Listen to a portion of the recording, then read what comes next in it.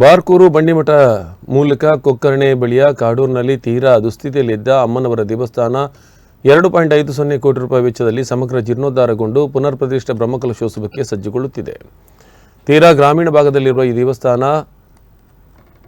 ಊರ ಹಾಗೂ ಪರವೂರ ಭಕ್ತ ಜನರ ಸಹಕಾರದಿಂದ ನೂತನ ಶಿಲಾಮಯ ಗರ್ಭಗೃಹ, ಪೌಳಿ, ಸ್ವಾಗತ ಗೋಪುರ ಕಾರ್ಯಗಳು,